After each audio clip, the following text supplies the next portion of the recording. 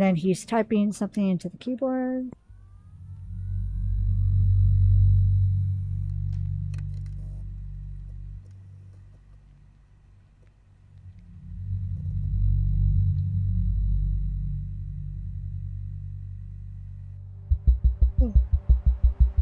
Among the leaves. Oh, we get to do this. Nice. You have been traveling through the forest for almost an hour now, and you have lost all sense of direction. You are starting to give up hope of ever finding a place to stay.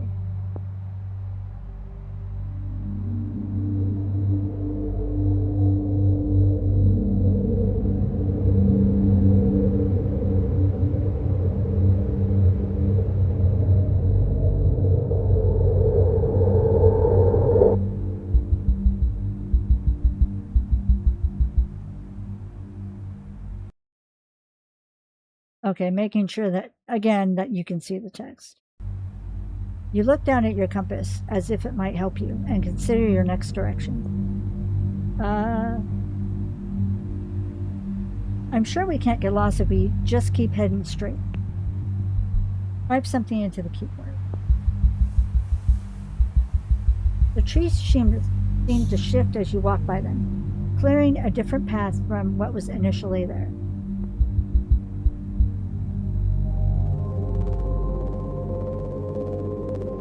A few moments pass by. In the distance, you can hear the faint sound of a telephone ringing. Off in another direction, two lights catch your eye, perhaps from the windows of a cabin. Well, obviously, we can't just ignore that phone. Creepy phone. Sounds good. Bo types something into the keyboard. You head toward the source of the ringing. The trees allow you passage.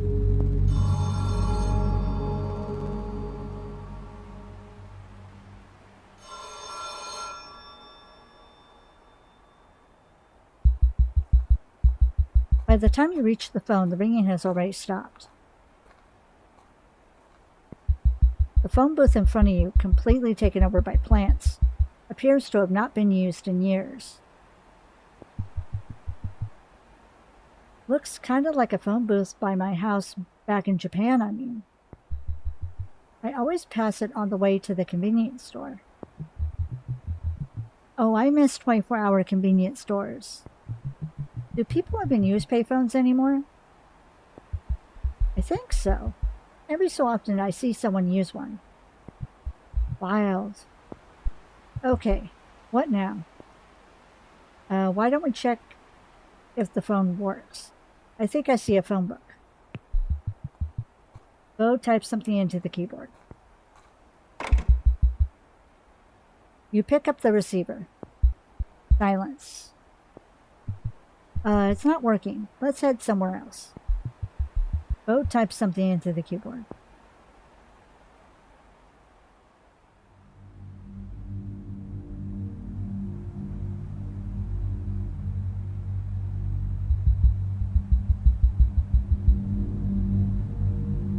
You keep walking, but every step feels just the same as the last. Eventually, the foliage shifts, splitting into two paths. The left heading down towards what you assume to be a cave, the right snaking up towards what appears to be a street. Finally, some adventure. Let's check out the cave.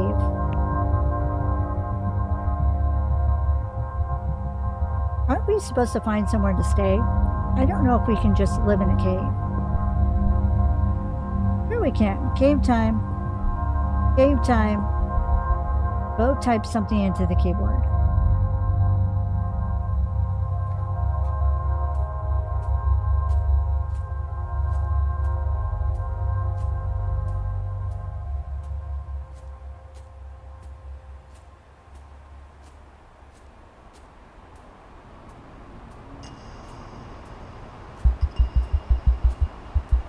Upon reaching the cave, you notice an elevator leading all the way down to the lower depths.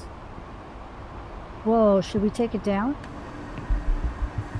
Bo types something into the keyboard. As you approach the elevator, it pings and the doors slide open.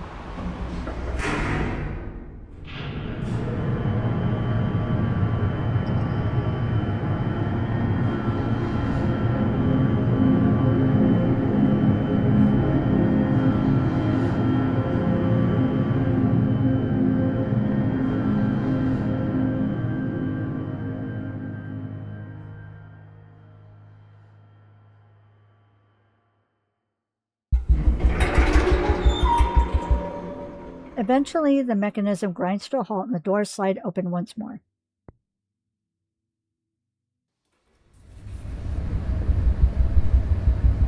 You walk down a short corridor and into an open door on your right.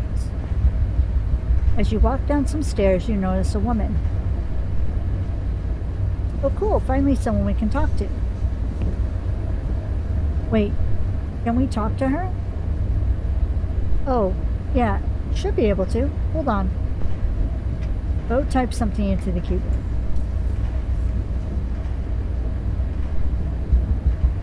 You approach the woman, but she interjects before you get a chance to speak. I'm sorry, but there's no vacancies. What? You're looking for a place to stay, right? I'm afraid all the classrooms are taken. Typical, ain't it? Wait, classrooms? Sorry, this is a school? Sixth form. Where did you think we were? Oh, I thought it looked like some sort of factory. Bo typed something into the keyboard. Oh, I thought maybe it was a factory? Nothing that exciting. These are all vents for the school's air conditioning. You came here through the forest, right? Most people who come through the forest are looking for a place to stay. There was a cave and a lift. So, they're renting out the classrooms? I thought so. Like I said, most people who come through the forest are looking for a place to stay. And yeah, they're letting. Only during the summer, though. They're still used as classes the rest of the year. That hardly seems worth it. True. So who can afford to rent a proper place these days? We get a lot of drifters. Exactly. I'd love to feel less like a drifter. Bo typed something into the keyboard. Tell me about it. I've been looking for a place to stay while I study. Been there. I mean, take a look around. Wait, sorry, you live here? That I do. Well, at least Friary Road wasn't this bad. What are you studying? Oh, music? Music? Sorry, yeah. I was studying a couple years ago, but I want to do more interactive stuff and things. Oh, right. You like theater? I remember having to do little school productions. My dad told me he had to play a tree once. Wow. Just standing there? I played one of the animals in a nativity play. The ass. Oh my god. You're the ass. Bo chuckles and types something into the keyboard. Well, I used to play for the school band for our theater productions. I didn't really get on with people, though. Don't blame you.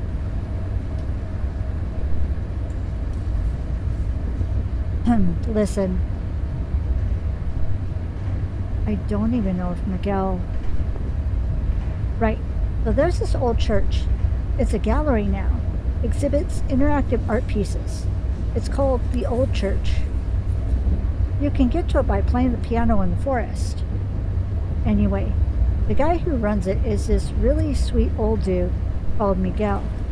He used to have a residency program. Might still do, but I don't think he's had any in a while. Sounds kind of lonely. Yeah, true Truth is, I think he needs some company. I haven't seen him in a while. Actually, you know what? Esther pulls a letter out from beneath a plant pot and inspects it. Oh, you want me to deliver that for you? You wouldn't mind? Not at all. It's the least I could do since you're helping me out. I'm Esther, by the way. Oh, I'm Sophie. Thanks, Sophie. Esther hands the letter over to you.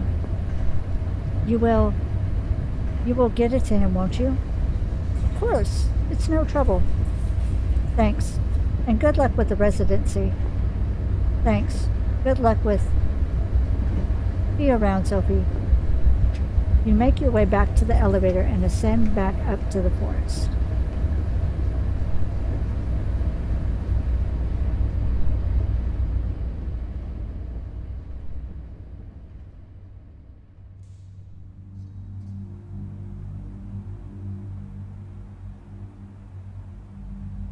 All right.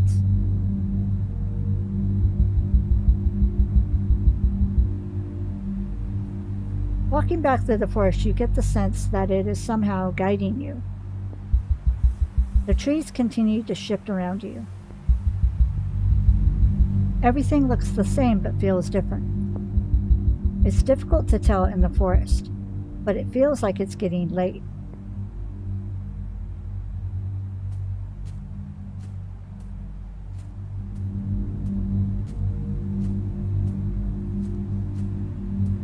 Okay.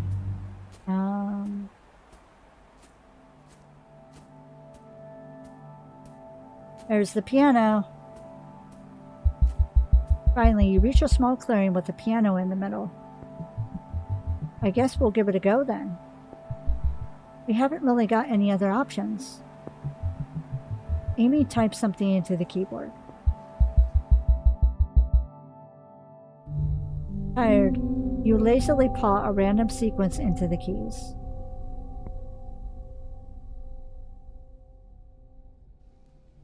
Uh-oh.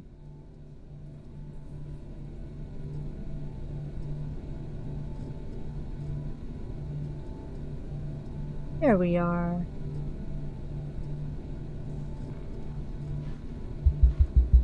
A corridor builds around you. You walk down until you reach a set of stairs. From up the stairs, you can hear a voice, gently talking to itself. Amy types something into the keyboard. Miguel? Oh.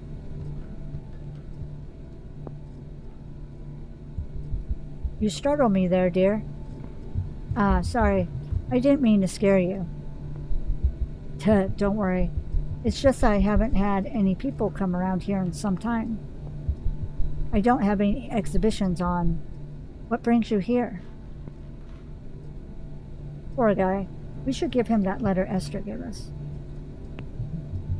Amy types something into the keyboard. Actually, Esther sent me your way. She said you offer residencies? Esther? Who? Oh, she's wanted you to have this. You give the letter to Miguel. He scans through the letter, smiles, and folds it into his pocket. Quietly to self. Ah, yes. I wish she said... Never mind. Yes. Esther. How is she? Okay, I guess. Yes. You must be working in theater by now.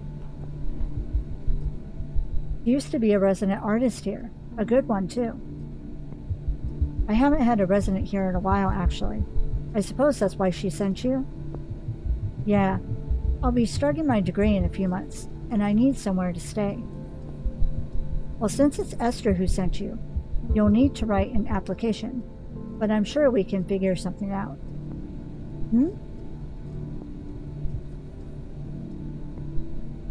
Only thing is, I've had to sell off the old studio spaces, once I couldn't secure funding for this place anymore. Well, there is this one place, but it's not a lot of room, and it's a bit dingy. Well, it's got to be better than nothing. Amy typed something into the keyboard. I'm sure I could manage. I can make anywhere feel like home. In that case, welcome to the old church. Oh geez, is that really that time? I need to head home, but you can stay the night. Can't have you wandering about the forest this late at night. We'll pick this up tomorrow though, bright and early. Should be able to find the old camper bed.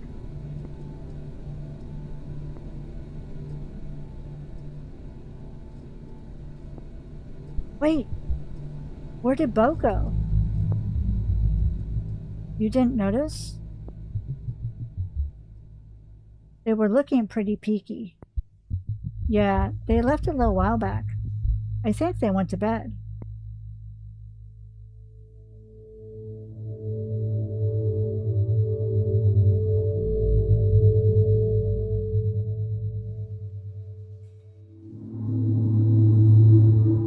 Uh-oh.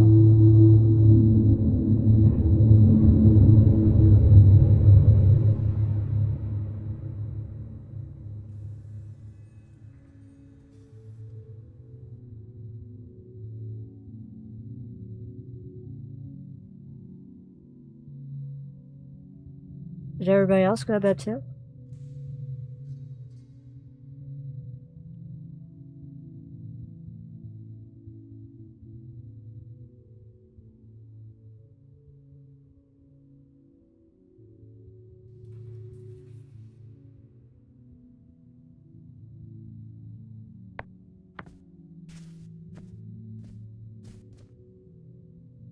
The mirror, covered in a thin layer of dust, remains where it was when this room used to be a bedroom. Okay.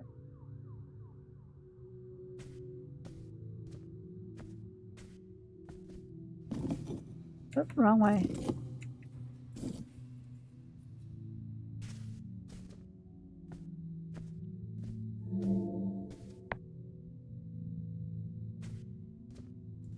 Oh.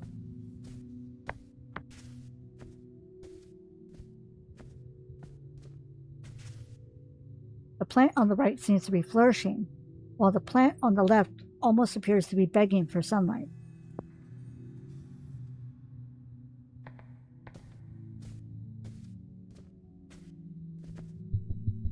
Crap. I'm gonna have to bring most of these back to Tokyo. I hate my materialistic first-year self right now. Why am I like this? I always knew I'd have to move back.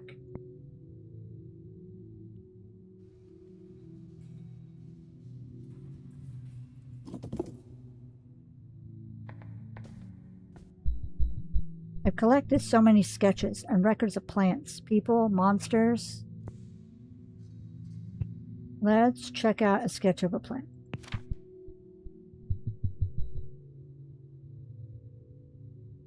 The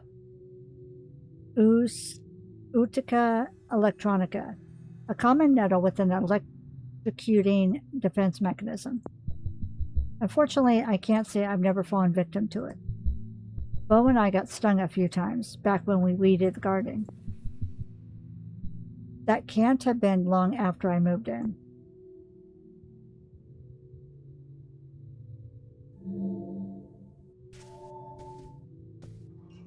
On the screen, there's a wall-breathing fire, edging a man towards a pit. I think I remember how this ends. A knife springs out of the wall, penetrating his hand. The man flinches. The wall won't stop.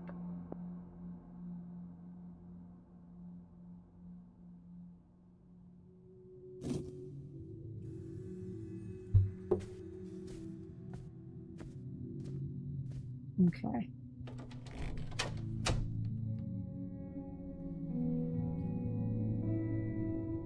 Oh.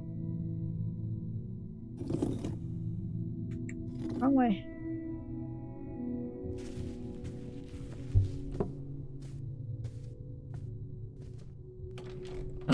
Ooh. What the?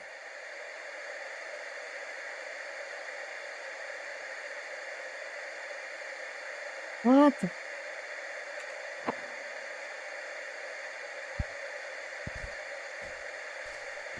Oh my god.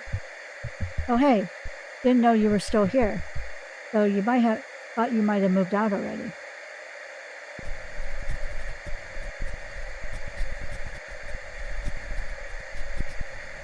Will you ever learn to knock? You know as well as I do. I'm here as long as you are. There's been a lot on my mind lately, alright? Give me a break for once. So what are you watching? Baseball? Sure. So who's winning? We are. Now would you very kindly leave me alone, please? Yeesh. There's really no need for that kind of sass. It's not sass. You just refuse to respect my boundaries. Says you, freeloader.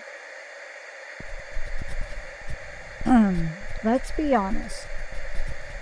You don't want me here, and I don't want you here. Yet, here we are. Now get out. Alright, fine. I just wanted to let you know we're moving out soon.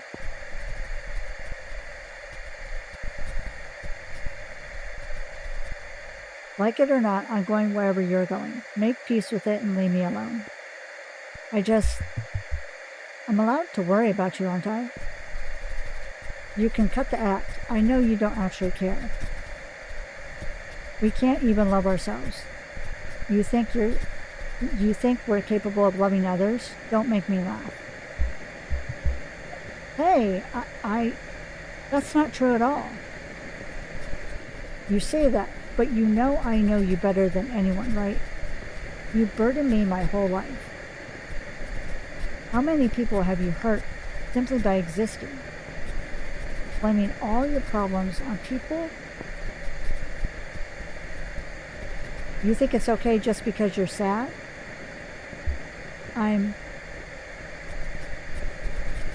What do you have to say for yourself?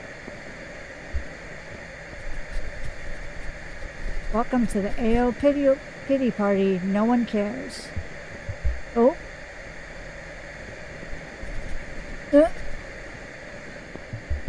I can't deal with you anymore. You get out.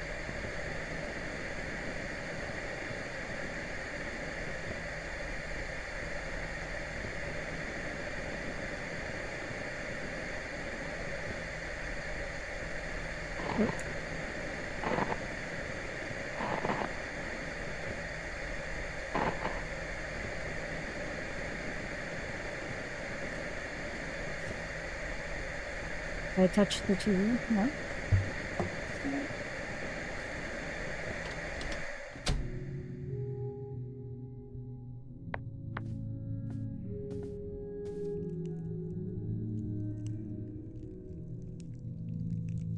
A shirt drying on the radiator for weeks has been sprouting lavender through its fibers.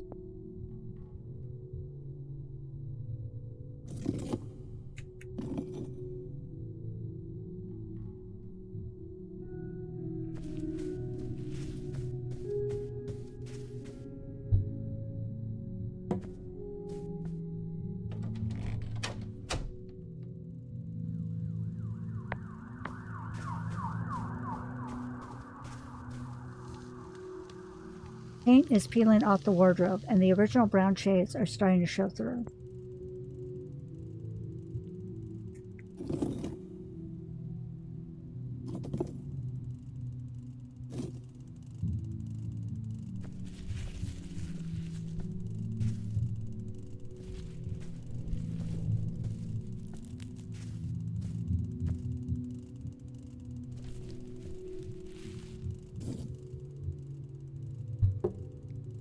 Okay, go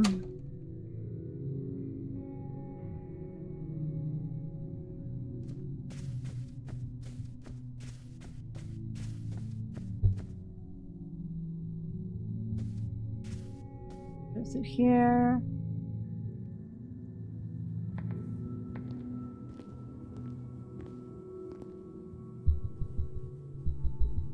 Good old Elephant Castle. The first place I lived in London. Or was it? I don't remember now. I've moved so many times, it's hard to keep track. Like that ex-old people's home in Sydenham. That was weird. My housemates were all strangers, so I never hung out with them. Maybe I should have made more of an effort. I mean, it could have been fun. Everyone had very different backgrounds. I'm sure as hell wouldn't have gotten along with that dude who got angry when I opted out of the housewarming. Like, I was feeling under the weather as well. Give me a break.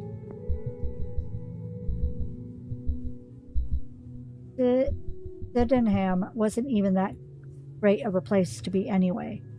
It was far from uni, far from a station or supermarket. It was probably the most inaccessible place I've ever lived in. The rent was cheap, but what's the point in living somewhere without good company? Even if it was partially my fault for not being sociable. I didn't really feel like I fit in with anyone anyway, being the only East Asian in a house of so many people. I always felt like an outcast wherever I lived, even in Japan being half Korean. Everyone treats me like a foreigner in Japan because of my surname. I'll get confused looks as they ask where I'm from. It's annoying, but whatever. Worse is when I get dirty looks. Any facade of politeness gets thrown out the window.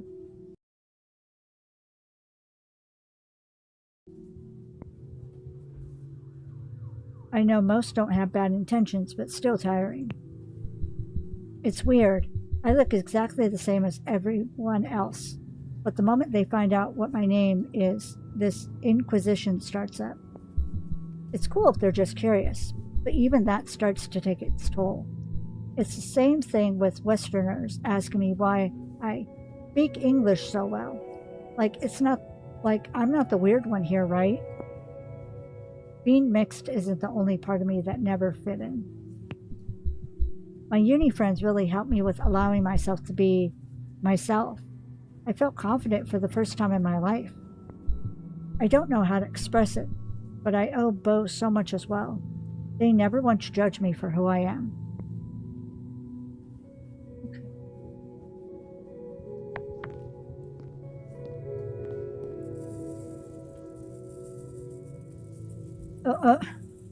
The rice in the rice cooker is old. Out the ends of the rice are ferns sprouting with their leaves all curled up.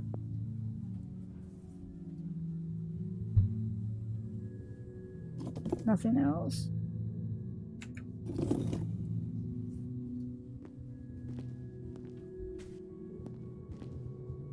Nope, nothing else it looks like.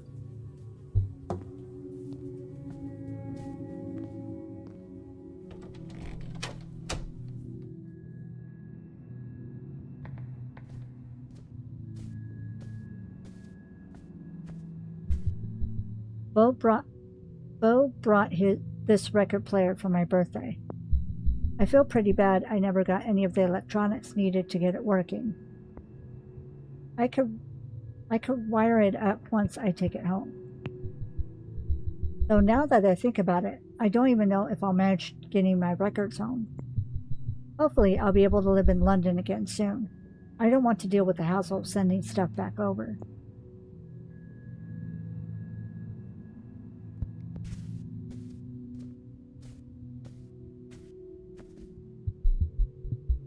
Sorry I disappeared. I wasn't feeling too well.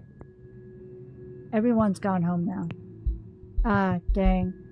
Sorry for bailing on you all. Are you coming to bed? Yeah, I'm pretty exhausted. I'm not surprised. It's been a long night. A long day.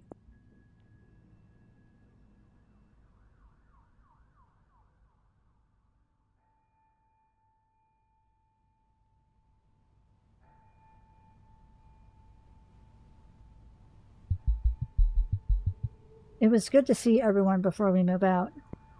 Yeah. I hope we can do another get-together before I head back and all. Once I have some money, I'll come visit you in Japan. I don't want to be back there, but I can't... I don't want to be back there, but I can't wait to show you around. Take you to a baseball game, eat some real food, go visit my family in the South. I'm sure you'll be a great guide. And besides, it'll be good for me to get out of London too. I'm starting to feel choked by this city. I mean, but wasn't that the plan? I'd find a way to come back here and we'd live together again? Well, sure, but I didn't realize it had to be in London. I just thought, I don't know, Tokyo, London, it's all the same problem. Different cultures, the same problems. I don't understand. I'd give anything to stay. All of our friends are here. Maybe I'd stay if I could afford to. You'll get a job, though. We'll work it out. Just look at how Peckham and Camberwell have changed over the last few years. You can see it, right? The whole city is becoming more and more hostile, and it's the poor who get pushed out. Oh, you mean trendy art students drinking beers in bars with wooden pallets for seats, buying art centennial donuts? What's left for the community that's lived here for years? I've seen many council estates knocked down. Elephant and Castle is going the same way. I'm not sure what the solution is. You've always said yourself London is constantly changing. I feel like the only actionable solution offered is this all-out revolution. Maybe. But what does revolution even mean? And actionable how? I mean, I get it. You can't just treat symptoms when someone is bleeding out on the floor. I wish I had something more than vague preaching. I don't even know how to organize. Where the hell would revolution even leave us? Sure, down with capitalism or whatever, but there has to be more that we can do now. I guess we missed the module during university. We could have made more of an effort ourselves. I just wish there was more available. I tried going to the Marxist Society once, and they just spent the whole time bickering amongst themselves. We should have started something ourselves. Ayo, we were barely getting our essays handed in on time. I think you can cut us a little slack. True. Just looking for places to live, I feel like my hair was going to fall out. I'm sure that had more to do with the amount of chemicals you kept using to bleach your hair. At least moving in with you was pretty smooth. Good thing that the landlord never checked in on us. He might have been surprised to find poor people living here. I guess we were lucky having this place at such low rent for such a long time. I never met the landlord, but I remember the estate agent saying that he didn't want to extort tenants. I used to think my Friary Road landlord was decent. He sounded absolutely useless, but then he was a landlord. I never quite put it together, even when he raised the rent, tried to advertise it as a 5-bed house. I mean, those flats were all designed and built for the doctors and nurses working over the road. God knows what's happened between now and then. Investment opportunity, I guess. God, get a real job. I remember that night we talked about struggling with the feeling of being bound to a certain path. Like, you have your one thing, and that's your thing? Yeah, you remember, right? That sounds like most of our conversations. I was probably drunk? Well, I've been thinking about it a lot, and I feel like I'm more lost than ever with what my thing even is. I thought uni would give me a pretty clear idea, but I have no idea what I'm supposed to be doing with my life. Oh, for sure, yeah. I feel guilty spending 4 years here, only to have nothing to show for it.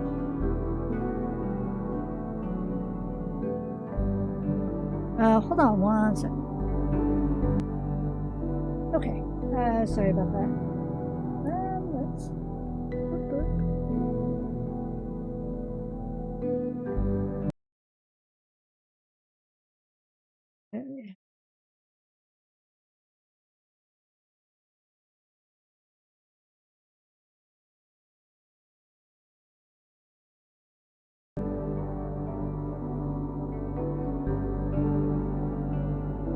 Let's see. Oh, for sure. I feel guilty spending 4 years here only to have nothing to show for it. Like, what would our parents think? I wasn't going to uni supposed to set us up for life? I don't know. At least in Japan, that seems to work that way. You graduate university knowing exactly what you want to do for a living. Over a couple months, we have this season of job interviews for graduates. Damn.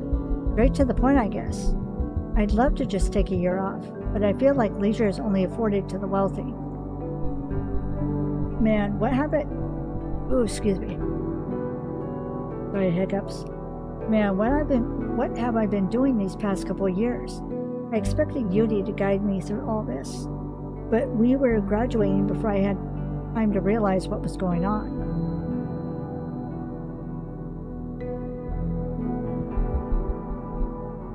You've still got options. The people I grew up with, you only have to plan, if any. There is no plan. Have only one plan, if any. There is no plan B. You know, it's like this with art stuff. It better work out, because I don't have anything else. This is all I'm good at, and I don't have the time or the resources to just retrain. You have to get right first time, or, well, you know, that you done. Can you not force a plan B out of yourself? What? I mean, how? What am I going to go to uni for another 3 years? I've got enough student debt as it is. Well, I mean, I know that the future looks bleak, but it's not like we're completely out of options. We're still 22. I'm sorry, but I just don't see it, Ao. You could start on something from the bottom and work your way up, though I know you're reluctant to get a part-time job, but you have to start somewhere. I don't even know that's how it works, though. Come on. Don't you think you're being self-defeating? Well, maybe, but I think we'd like to tell ourselves that if we just work hard at everything, it'll eventually pay off. But I just don't think that's true. Well, you've had a plan B to begin with, so how did you come up with that? I'm not sure. I can only really call it a plan in hindsight. There was nothing you were working towards? Nah, I just felt like this was something I was okay at, right? And so I could just keep going until I got better. And eventually, that'd have to lead to something, right? I do sometimes wonder, though, if I should have just abandoned art school and followed in my father's footsteps.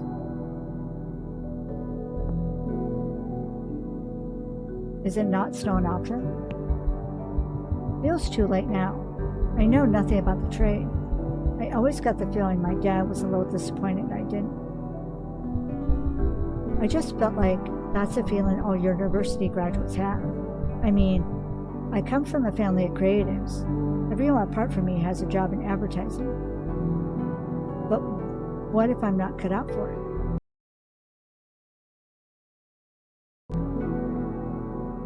Really? I wish I had that kind of opportunity. I mean, I'll take whatever opportunity it's given to me, of course. But I much prefer to glue myself to a desk and keep drawing. I just want to keep my head down. Well, who's being choosy now then? I think I get it though. I just want to get on with the work. That's not just it. My sister often comes home past 1 o'clock in the morning. That kind of work ethic scares me. It's so pervasive too. What sort of company, what sort of society requires you to work 15 hours a day? I knew it was bad, but I thought it was bad enough here. Right? Just different kinds of bad, I guess. I feel horrible for thinking this way, though. Like I'm not putting my back into it. Like I'm not trying hard enough to make it in life. I wouldn't be able to keep things straight. I mean, just take the state of my desk, for example. I'm sure you're procrastinating less if you were being paid. That's the thing, though. I'd be paid to do it, like a professional. My dad's a pretty prominent director in the advertisement industry. I'd rather not slather his name in dirt. I mean, you're always telling me I don't know until I've tried. Don't cleverly use my own advice against me. I know you're right, or I'm right, but I just don't feel like I've grown into the person that my parents expected to be. But you have grown, though, even in the short time I've gotten to know you. University was a huge learning curve for us, but I'm certainly not the same person I was 4 years ago. I guess I just had these ideas of who I would be after all this. I think I surprised my family in a lot of ways. They still struggle with my pronouns, and I don't know, you kind of inherit their norms and values, right? Oh, for sure. It scares me. You pick up parts of them, whether you want to or not. I try not to think about it too much. How the hell do you manage? I get myself stuck in these absolute spirals.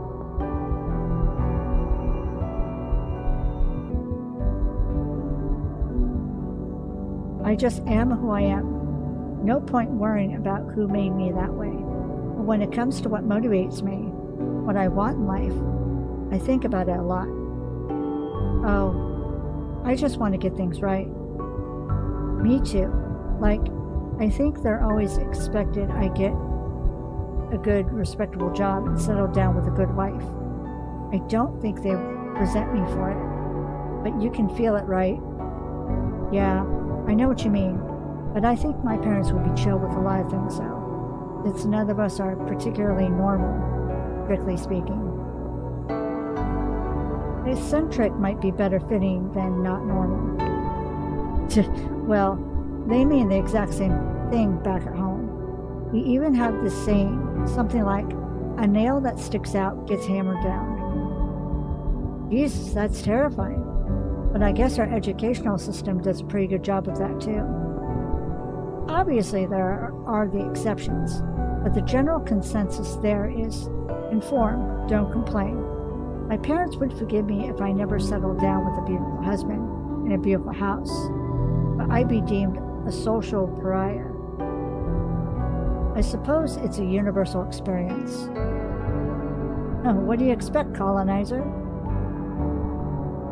There is something in not fitting in, though. Being an outsider is a direct attack on the status quo. Right. Existing as paroxysm. Even so, I wish I had that sense of belonging. The only people who don't take me for some kind of joke are the friends I've made here. Whenever I catch up with high school friends, all they have to say about me is how I'm so quirky, so artsy. How well can they actually know you if that's all they have to say? You grew up and they didn't, or just didn't go the same way as you. Right? Sometimes scares me how little people change. For an international school, it sure was homogeneous. You can afford to stay the same if you have money, if you're set on the right track, put into all the right schools, given all the right connections. then you're rarely exposed to failure. Well, I went to school with them. How come I'm such a failure? I mean, your friends seem a lot richer than your parents. You told me they never talk about politics, right? They never had to think about it because they're able to stay unaffected. Or maybe I just didn't pay enough attention in class. I'm really not sure what lessons I've learned here, if any. I feel like I've learned to be lucky. Oh? Do you don't feel like you've earned anything? Well, I mean, look at me. I really put all my eggs in one basket. You know, when I applied for university, I only picked one option. Christ. I did the same thing applying for foundation. I mean, don't most people have that one place they set their heart on? I'm not sure I understand. It's not that simple. It's just like I've set my sights on something, and this is all or nothing type deal. I feel like I'm just begging to trip up and fail really hard one of these days. Come on, you really think you're doomed for failure? Well, maybe not, but I never really explored my options while I had the chance. You had other options? I guess I never felt like I had any. I gave up all my non-creative courses during sixth form. I could have done something else. I was just bad at the exams. What sort of path do you think you might have gone down? I was really into my sociology course during sixth form. I didn't know you studied sociology. To be honest, I don't really know what it is. It's just about people, really. You know, we live in a society, but it really helped give me different lenses to view the world with. I wish I kept reading. You still could, couldn't you? I've always struggled with reading. What with my dyspraxia and dyslexia. It just seems like such a shame, since you enjoyed it so much. I feel sad to give up on it completely. I mean, it was really good. It was just too much for me to keep up with at once. Something had to give, and I seem to have the most grip on my visual work. I just can't get past this feeling of flatness. It's like the only paths I can see are straight and narrow, and I just don't want to live that way. Not even to reach an eventual goal. Things have to open up someday.